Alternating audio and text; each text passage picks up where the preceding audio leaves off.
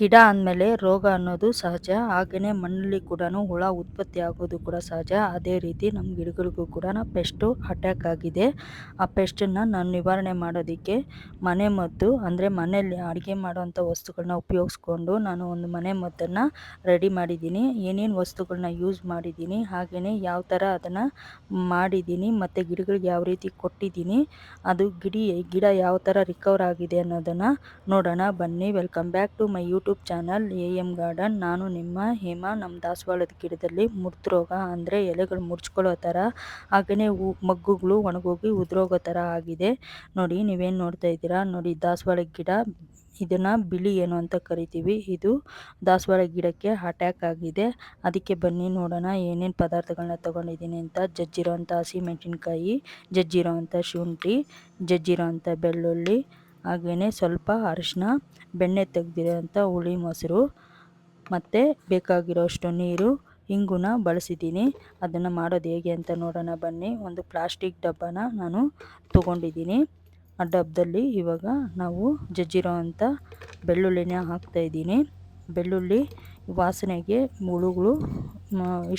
ಹುಳುಗಳಿಗೆ ಇಷ್ಟ ಆಗೋದಿಲ್ಲ ವಾಸನೆ, ಅದಕ್ಕೆ ನಾನು ಬೆಳ್ಳುಳ್ಳಿನ ಹಾಕ್ಕೊತಾ ಇದ್ದೀನಿ. ಜಜ್ಜಿರೋ ಅಂಥ ಶುಂಠಿನ ತಗೊಳ್ತಾ ಇದ್ದೀನಿ. ಹಾಗೆಯೇ ಸ್ವಲ್ಪ ಜಜ್ಜಿರೋ ಅಂಥ ಹಸಿಮೆಣಸಿನ್ಕಾಯಿನ ನಾನು ಇದಕ್ಕೆ ಸೇರಿಸ್ಕೊಳ್ತಾ ಇದ್ದೀನಿ. 1 ಟೀ ಸ್ಪೂನ್ ಆಗೋಷ್ಟು ಹಿಂಗುನ ಇದಕ್ಕೆ ನಾನು ಹಾಕ್ಕೊಳ್ತಾ ಇದ್ದೀನಿ. ಹಾಗೆಯೇ ಆ್ಯಂಟಿಬಯೋಟಿಕ್ ಆಗಿ ಸ್ವಲ್ಪ ಅರಿಶಿನ ಯೂಸ್ ಮಾಡ್ಕೊತಾ ಇದ್ದೀನಿ. ಹುಳಿ ಬಂದಿರೋಂಥ ಮಜ್ಜಿಗೆನ ಹಾಕ್ಕೊಂಡು ಸ್ವಲ್ಪ ನೀರು ಹಾಕ್ಕೊಂಡು ಇದನ್ನೆಲ್ಲ ಬೆರೆಯೋ ಥರ ಚೆನ್ನಾಗಿ ಮಿಕ್ಸ್ ಮಾಡಿಕೊಂಡು ಇದರಲ್ಲಿರೋಂಥ ರಸ ಎಲ್ಲ ಇದಕ್ಕೆ ಇಳಿಬೇಕು. ಆ ಥರ ನಾನು ಕಲಿಸ್ಕೊಂಡು ಇದನ್ನು ಒಂದು 8 ರಿಂದ 10 ದಿವಸ ಇದನ್ನು ಸಪ್ರೇಟಾಗಿ ಒಂದು ಜಾಗದಲ್ಲಿ ಎತ್ತಿಡ್ತೀನಿ. ನೋಡಿ, 8-10 ದಿವಸ ಆದಮೇಲೆ ಈ ಥರ ಇರುತ್ತೆ.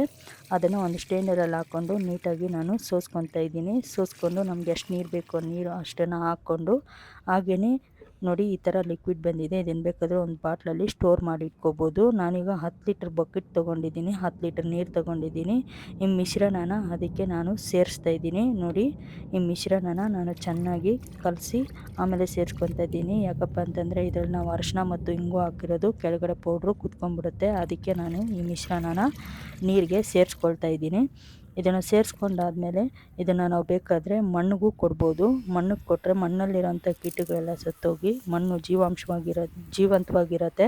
ನೋಡಿ, ಈ ಥರ ನಾನು ಸ್ಪ್ರೇಯರ್ ಬಾಟ್ಲಿಗೆ ಹಾಕ್ಕೊಂಡು ಈ ಥರ ಗಿಡ ಎಲ್ಲ ನೆನೆಯೋ ಥರ, ಅಂದರೆ ಎಲೆಗಳು ಕೆಳಗಡೆ ಮೇಲ್ಗಡೆ ಎಲ್ಲನೂ ಕೊಂಬೆಗಳೆಲ್ಲ ನೆನೆಯೋ ಥರ ಈ ಥರ ನಾವು ಸ್ಪ್ರೇ ಮಾಡ್ಕೋಬೋದು. ನಿಮಗೆ ಒಂದು ಎಕ್ಸಾಂಪಲ್ ತೋರಿಸ್ತೀನಿ ನೋಡಿ. ಇದು ನೆಕ್ಸ್ಟ್ ಡೇ ಕ್ಲಿಪ್ಪು. ನೋಡಿ ಯಾವ ಥರ ಗಿಡ ಕ್ಲಿಯರಾಗಿ, ಹುಳುಗಳೆಲ್ಲ ಕ್ಲಿಯರ್ ಆಗಿದೆ. ಈ ಮನೆಮದ್ದು ಗಿಡಗಳನ್ನ ಆರೋಗ್ಯವಾಗಿರಿಸುತ್ತೆ, ಹಾಗೆಯೇ ಹುಳುಗಳನ್ನ ಕಡಿಮೆ ಮಾಡುತ್ತೆ ಮತ್ತು ಮಣ್ಣು ಕೂಡ ಜೀವಂತವಾಗಿರುತ್ತೆ. ನಮಗೆ ಗಿಡಗಳಿಗೆ ಯಾವುದೇ ಥರ ತೊಂದರೆ ಆಗೋದಿಲ್ಲ. ನೀವೇ ನೋಡ್ತಾ ಇದ್ದೀರಾ ಗಿಡಗಳು ಎಷ್ಟು ಚೆನ್ನಾಗಿ ರಿಕವರಿ ಆಗುತ್ತೆ ಅಂತ. ಈ ವಿಡಿಯೋ ಯಾರಿಗೆಲ್ಲ ಇಷ್ಟ ಆಗಿದೆಯೋ ದಯವಿಟ್ಟು ಒಂದು ಲೈಕ್ ಮಾಡಿ, ಶೇರ್ ಮಾಡಿ, ಸಬ್ಸ್ಕ್ರೈಬ್ ಮಾಡ್ಕೊಳ್ಳಿ. ಕಮೆಂಟ್ ಮಾಡೋದನ್ನು ಮರಿಬೇಡಿ. ನೀವು ಕೂಡ ಒಂದು ಸತಿ ಪ್ರಯತ್ನ ಮಾಡಿ ನೋಡಿ. ನೈಸರ್ಗಿಕ ಕೃಷಿ, ಆರೋಗ್ಯಕರ ಗಿಡಗಳು, ಅದೇ ಥರ ನಾವು ಕೂಡ ಚೆನ್ನಾಗಿ ಗಿಡಗಳನ್ನ ಸಾಕ್ಬೋದು. ನೆಕ್ಸ್ಟ್ ಈ ವಿಡಿಯೋ ಇಷ್ಟೇ. ನೆಕ್ಸ್ಟ್ ವಿಡಿಯೋದಲ್ಲಿ ಸಿಗೋಣ. ಎಲ್ಲರಿಗೂ ಧನ್ಯವಾದಗಳು.